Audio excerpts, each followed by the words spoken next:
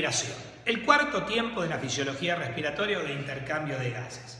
Nosotros decíamos en la primera clase introductoria de la fisiología respiratoria que la fisiología respiratoria se basa en los distintos niveles de intercambio de gases, los cuales podríamos resumir en 4 tiempos, que eran la ventilación, la hematosis, el transporte y la respiración propiamente dicha. La ventilación y la hematosis. La ventilación, bueno, es el intercambio de gases entre la atmósfera y el alvéolo. La hematosis es el intercambio de gases entre el alvéolo y la sangre.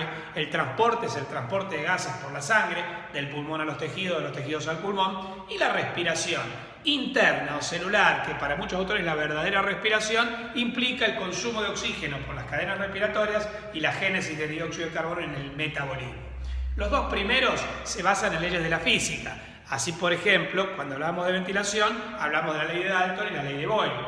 Y cuando hablamos de hematosis, hablamos de la ley de Graham, la ley de Henry y la ley de Fick. Principios de la física. En cambio, transporte y respiración se basan en principios de la química, ¿sí? En el mecanismo de acción de la hemoglobina, la estructura y la función de la hemoglobina para explicar el transporte, y en el caso de la respiración, para poder entender respiración necesitamos hablar de la cadena respiratoria, para ver cómo se produce el dióxido de carbono tenemos que hablar de las vías metabólicas, o sea, de la química más pura del metabolismo, lo que vieron en nutrición, ¿sí? Bueno, vamos a comenzar por el consumo de oxígeno, después vamos a hablar un poquito de la génesis de dióxido de carbono. El consumo de oxígeno se produce en el metabolismo energético cuando dicho metabolismo es aerobio, ¿sí? Nosotros sabemos, que lo vimos en nutrición, que cuando vos te alimentás, ingerís macronutrientes energéticos, que son los glúcidos, los lípidos y las proteínas, y otros, las vitaminas, los minerales y el agua, ¿sí? Los macronutrientes energéticos, que son, como decíamos, los glúcidos, lípidos y proteínas, permiten generar a partir de 1 gramo de glúceos 4 kilocalorías, a partir de 1 gramo de proteínas 4 kilocalorías y a partir de 1 gramo de lípidos 9 kilocalorías. Después vamos a ver por qué los lípidos rinden más que los glúcidos, pero cuando hablemos de integración y regulación metabólica en próxima subes.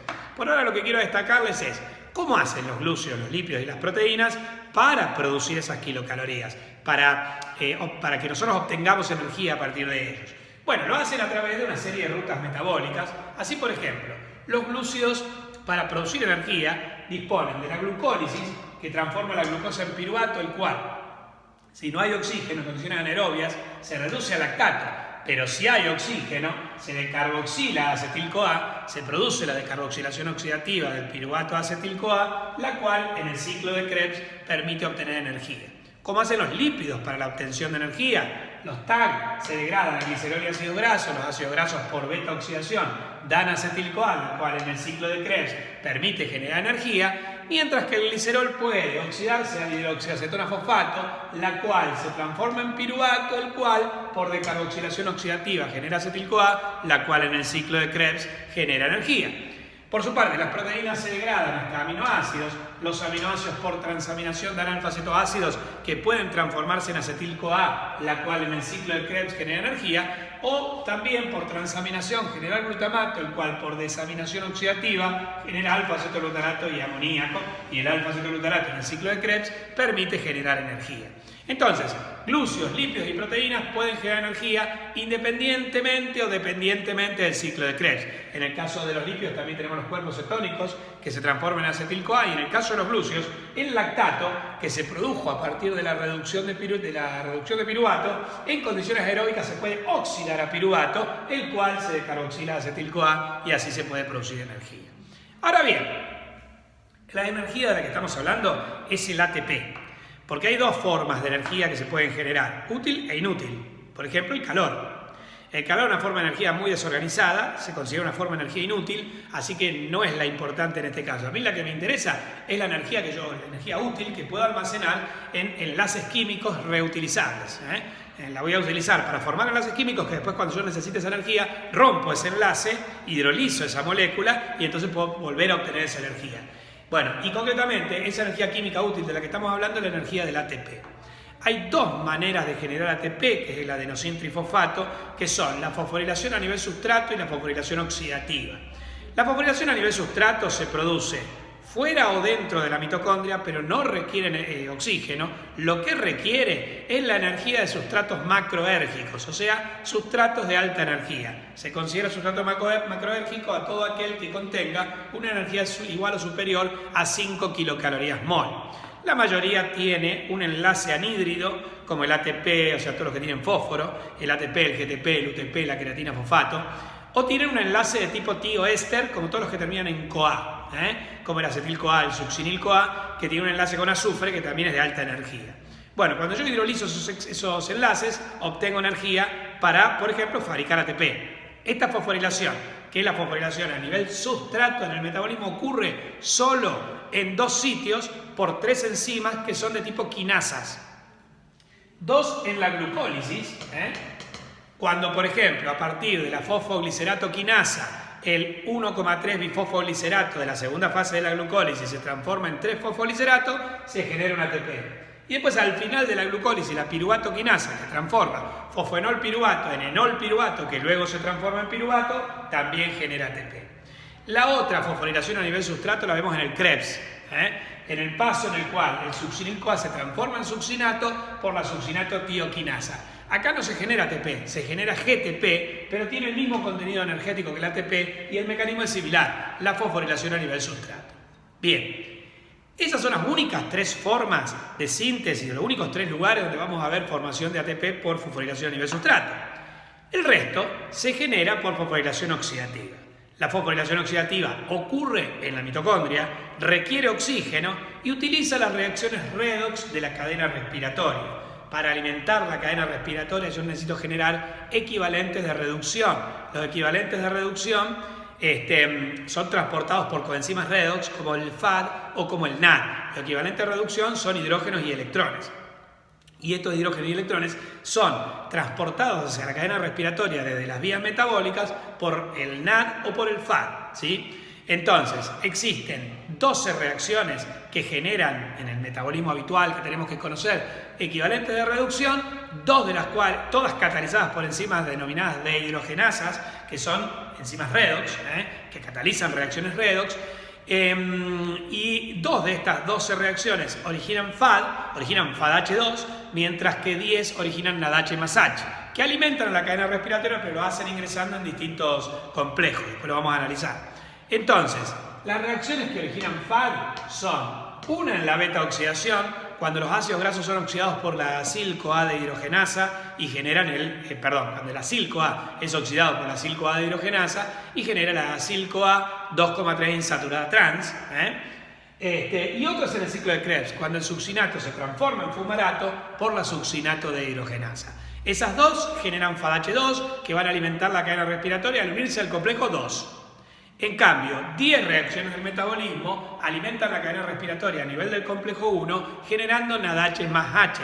Estas reacciones son una en la glucólisis, catalizada por la gliceraldehído 3-fosfato dehidrogenasa, después cuando el lactato se transforma en piruvato por la lactato dehidrogenasa, la decarboxilación oxidativa del piruvato en acetil-CoA por el complejo piruvato dehidrogenasa, la oxidación del glicerol a dihidroxiazotona fosfato por la glicerofosfato dehidrogenasa, una reacción de la beta-oxidación catalizada por la beta-hidroxiacil-CoA dehidrogenasa, en la oxidación de cuerpos cetónicos por la enzima beta-hidroxibutirato dehidrogenasa, la desaminación oxidativa del glutamato por la glutamato dehidrogenasa y después 3 reacciones del Krebs, aquella catalizada por la isocitrato dehidrogenasa, aquella catalizada por la alfa-cetolutarato dehidrogenasa y aquella catalizada por la NADH dehidrogenasa. Quiero decirles que el metabolismo tiene cientos de reacciones químicas, pero de esas reacciones hay que recordar 15, que son las que producen ATP. Las otras, por ejemplo, la glucólisis tiene 10 pasos.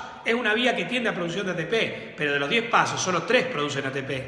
El ciclo de Krebs es otra vía que produce ATP, pero directa o indirectamente, de sus 8 o 9 pasos, solo 1, 2, 3, 4 pasos generan ATP. Entonces, las demás reacciones tienden a esto, y existen 15 reacciones que generan ATP. 3 lo hacen por fosforilación a nivel sustrato generando ATP directamente, 2 en glucólisis y 1 en Krebs catalizadas por enzimas quinasas, y 12 lo hacen indirectamente al generar equivalentes de reducción que alimentan la cadena respiratoria.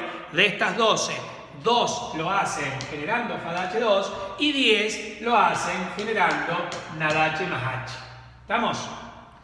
Eso a nivel global es para entender cómo el metabolismo energético termina generando ATP. Lo que vamos a ver ahora es cómo se genera ATP por fosforilación oxidativa.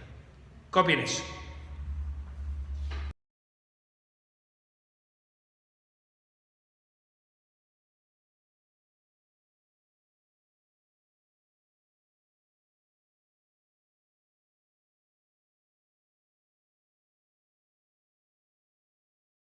Decíamos que la fosforilación oxidativa ocurría en la mitocondria, ocurre en presencia de oxígeno y utiliza equivalentes de reducción aportados por el NAD o el FAD, ¿sí?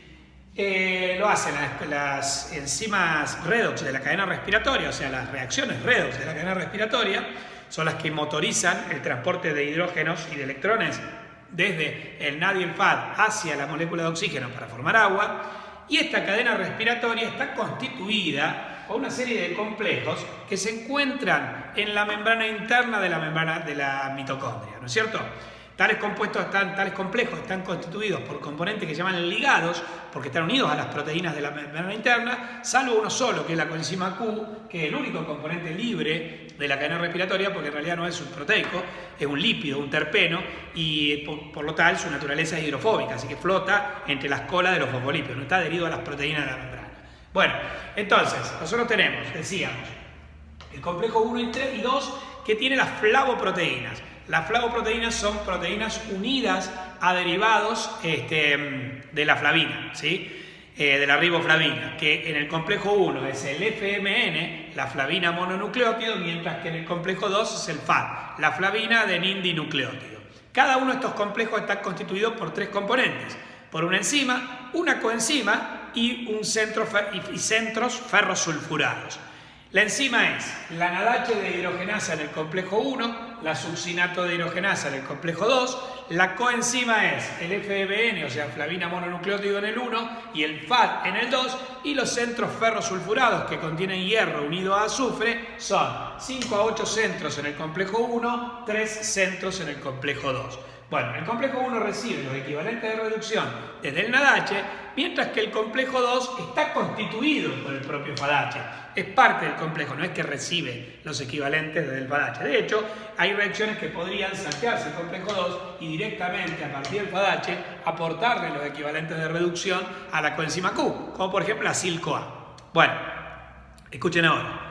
Entonces, después tengo la coenzima Q, que es el único componente libre de la cadena respiratoria que puede tomar los electrones y los hidrógenos aportados por el NADH desde el complejo 1 o aquellos que son aportados por el complejo 2 para transferírselos al complejo 3. El complejo 3 y el 4, unidos por el citocromo C, están constituidos precisamente por los citocromos.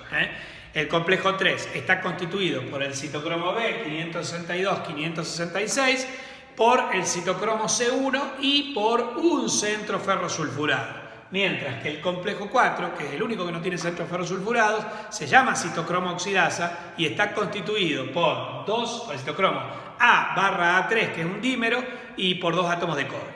Bien, entonces, ¿cómo sería la secuencia? Tomemos el NAD.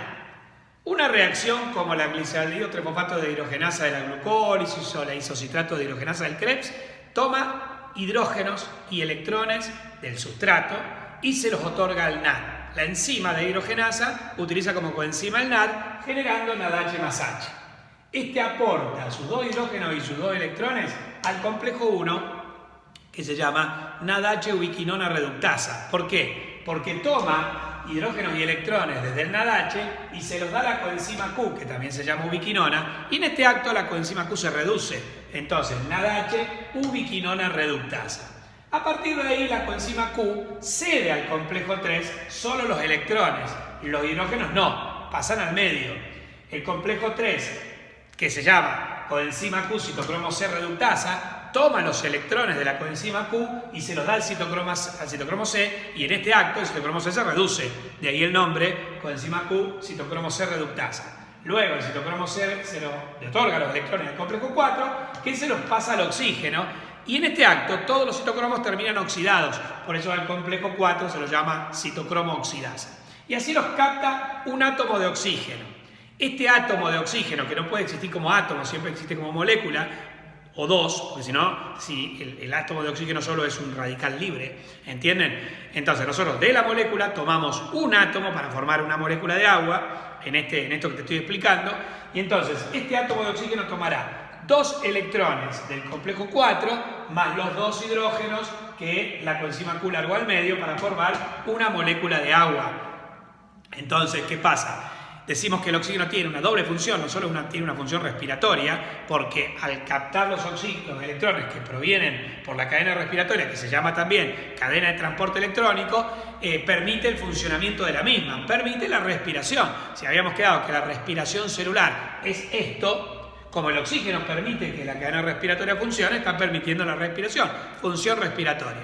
Pero aparte decimos que el oxígeno tiene una función buffer, porque al captar estos hidrógenos que la coenzima Q libera al medio, evita la caída del pH, que significaría dejar esos hidrógenos libres en el medio, o sea que es un amortiguador del pH al actuar de esa manera.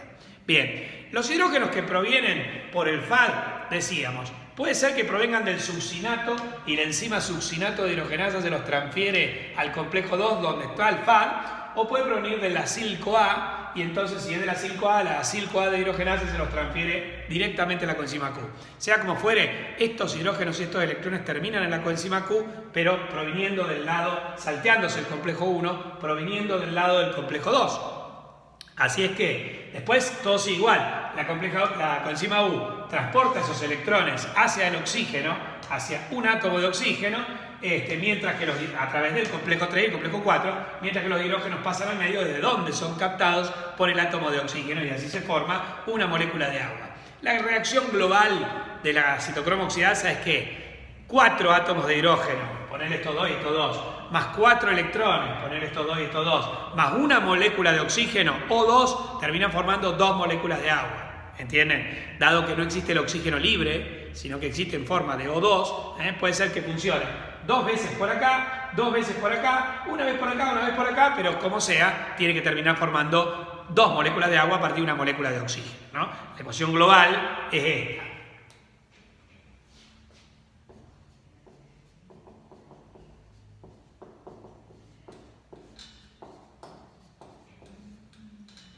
Ahí la tienen. 4 hidrógenos más 4 electrones más una molécula de oxígeno, 2 moléculas de agua.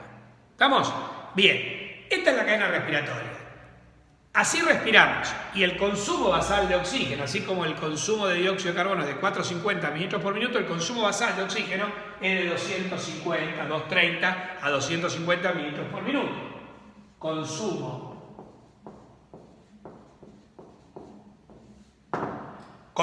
basal de oxígeno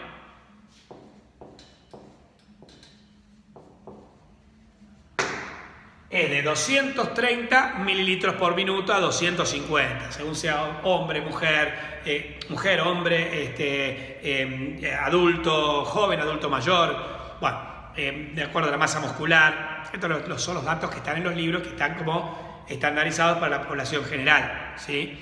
En los libros de fisiología. Pero hay variaciones tanto relacionadas con el sexo, como con la edad, como con la constitución del individuo. ¿Estamos? Bien, esta es la cadena respiratoria. Todavía no les mostré cómo la cadena respiratoria permite la síntesis de ATP, que lo vamos a ver a continuación. Copien eso.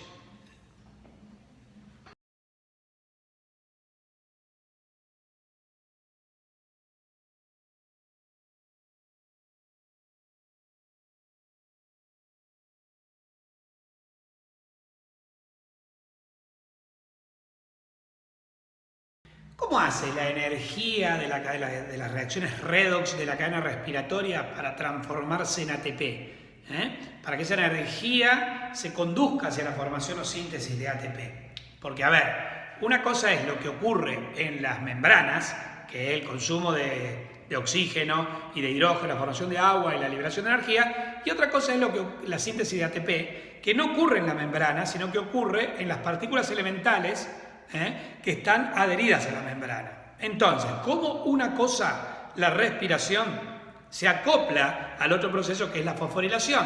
Bueno, esto es lo que vamos a ver ahora. Primero recordemos un poquito cómo era la estructura de la mitocondria. La mitocondria era un organoide complejo que estaba constituido por 2 membranas. Una membrana externa, que es lisa, no forma pliegues y es de alta permeabilidad, y una membrana interna que está toda plegada formando pliegues que se denominan crestas mitocondriales y que es de baja permeabilidad. Entonces limita el pasaje de sustancias entre el citosol y la mitocondria y dispone de mecanismos específicos, transportadores específicos para que las sustancias puedan ingresar o puedan egresar de la mitocondria. Bien, entre la membrana externa y la membrana interna hay un espacio que se llama cámara externa o espacio intermembranas. Dentro de la cámara interna, de la membrana interna, hay un espacio que se llama cámara interna, y en este espacio, la cámara interna, se encuentra un líquido especializado que se denomina matriz mitocondrial. Entonces repito hasta acá: membrana externa, membrana interna, cámara externa, cámara interna, y en la cámara interna la matriz mitocondrial. Con respecto a las crestas, que son estas, son pliegues de la membrana interna y tienen adheridas las denominadas partículas elementales. Las partículas elementales dan hacia la cámara interna, hacia la matriz, y tienen dos porciones. Es como si fuese un alfilercito clavado en la membrana. La cabecita del alfiler sería la porción F1 y el clavo del alfiler vendría a ser la porción F0, que en realidad es un canal que atraviesa toda la membrana, como ahora lo vamos a ver. Bueno, ¿cómo funciona esto? Nadie lo sabe, pero existe una teoría, que hay muchas teorías, la química, la conformacional, etc. Pero hay una teoría que se denomina teoría quimiosmótica de Mitchell, que es una de las que mejor explica el acople entre la respiración y la fosforilación. Veamos cómo es. Si yo te corto un pedacito de membrana acá y te lo amplío, todo esto es ampliado, yo voy a ver un pedazo de cresta, que es esto, formada por la membrana interna y que separa la matriz del espacio intermembranas. La matriz del espacio intermembranas. Adherida a la cresta hay una partícula elemental con una dilatación, que es la porción F1, y un tallo, que en realidad es un canal que atraviesa toda la membrana, que se llama porción F0. En la porción F1 ocurre la síntesis de ATP por fosforilación del ADP. El ADP se une a fósforo y de esa manera se obtiene ATP. Pero esta es una reacción endergónica, tiene un delta G de más 7,3 kilocalorías mol, consume 7,3 kilocalorías mol para poder realizarse. Entonces yo necesito a esta reacción, para que ocurra, proporcionarle los 7,3 kilocalorías mol que necesita. Bueno, esto lo hace la cadena respiratoria, pero en forma indirecta. La cadena respiratoria ocurre acá, en la membrana interna. Esto sería la cadena respiratoria comenzando del NADH, pasando por los complejos 1, 3 y 4, y esta sería la cadena respiratoria comenzando del FADH2, pasando por los complejos 2, 3 y 4.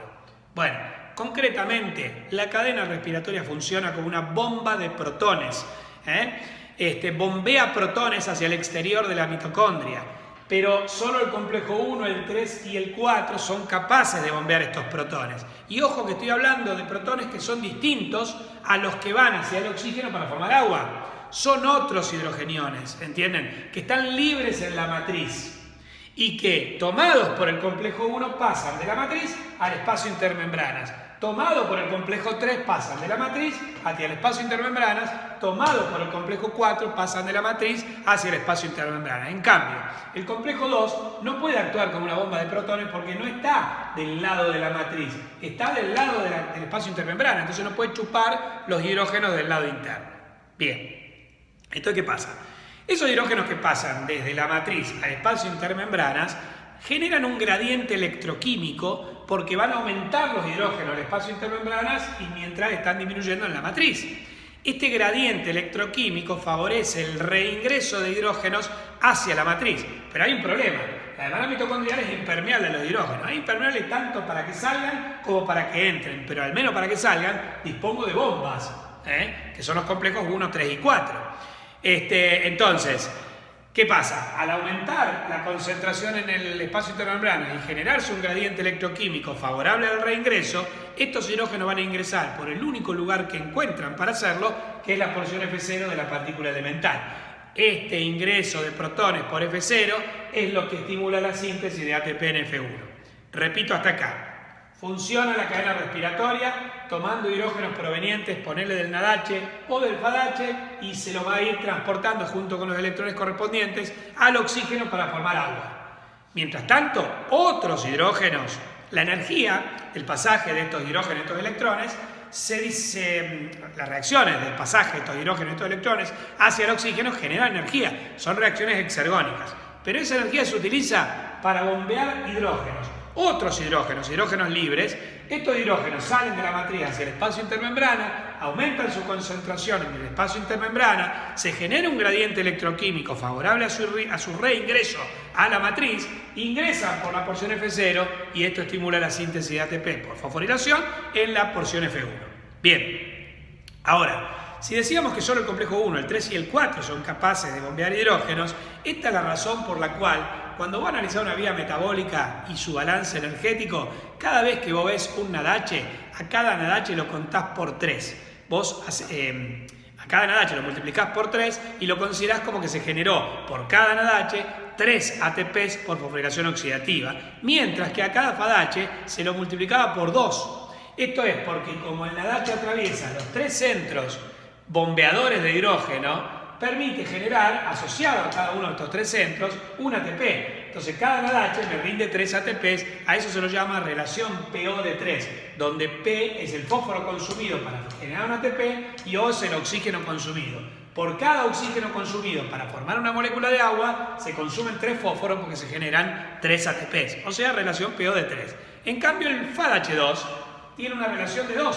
¿Por qué? Porque el FADH2 entra por el complejo 2, que no bombea hidrógenos, de ahí pasa a través de la coenzima Q al 3, que sí bombea hidrógenos, de ahí al 4, vía citocromo C, que sí bombea hidrógenos, y luego, bueno, los electrones terminan en el oxígeno para formar agua. Bien, entonces, estos hidrógenos que son bombeados ingresan por la porción F0 hacia la porción F1, estimulan la síntesis de ATP en F1, pero solo 2 complejos lo hicieron, el 3 y el 4. Entonces decimos que por cada FADH se generan 2 ATPs por fosforilación oxidativa, es decir, que la relación PO, o sea, fósforo consumido en función de oxígeno consumido, para el FADH es de 2. ¿Entienden? Bueno, así es que se consume el oxígeno. Si vos estás tranquilo, sos un adulto que está en reposo, si sos mujer, vas a consumir 230 mililitros de oxígeno por minuto. Y sos varón, aproximadamente 250, porque dispones, después del desarrollo sexual y de los caracteres sexuales secundarios, de más masa muscular que la mujer, y obviamente el músculo es el tejido que más oxígeno consume. ¿Estamos? Entonces, esto es la fosforilación oxidativa, copien eso.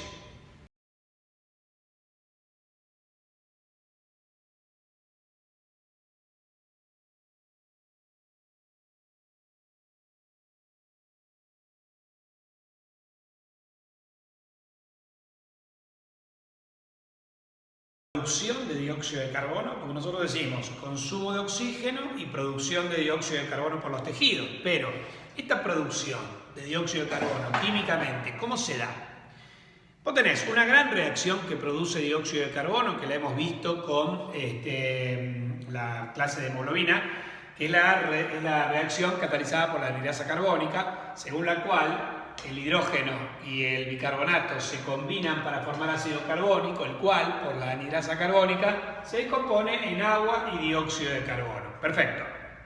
Pero además, glúcidos, lípidos y proteínas son capaces de generar dióxido de carbono por varias fuentes. Por ejemplo, los glúcidos en su metabolismo generan piruvato, el piruvato por decarboxilación oxidativa genera acetil-CoA. Este dióxido de carbono es uno de los dióxidos de carbono que son producidos por el tejido. Después, los lípidos generan acetil-CoA y el acetil-CoA en el ciclo de Krebs genera dióxido de carbono en 2 reacciones, que son la decarboxilación del oxalosuccinato por la isocitrato de hidrogenasa para generar alfa-acetoluterato y dióxido de carbono, y la decarboxilación oxidativa del alfa-acetoluterato que genera succinil-CoA y que también genera dióxido de carbono. Finalmente, las proteínas pueden al degradarse, generar aminoácidos, y estos aminoácidos por transaminación y luego desaminación pueden terminar alimentando el ciclo de Krebs y obtener dióxido de carbono en el ciclo de Krebs. Pero algunos aminoácidos también pueden sufrir de carboxilaciones, sobre todo cuando se transforman en bioaminas.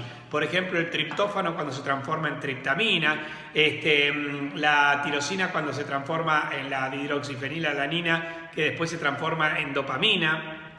En estas reacciones de decarboxilación de los aminoácidos, también se genera dióxido de carbono. Quiere decir que tanto glúcidos como lípidos como proteínas pueden generar dióxido de carbono en el Krebs o en alguna de las vías específicas de cada uno de ellos, como la de la decarboxilación de los aminoácidos o la decarboxilación oxidativa del piruvato. Esta producción basal de dióxido de carbono equivale a unos 450, ahí no se ve, a unos 450 mililitros por minuto, ahí está, igual después le mando la foto. 450 mililitros por minuto, que es aproximadamente el doble que el consumo de oxígeno. ¿Estamos? Copien eso.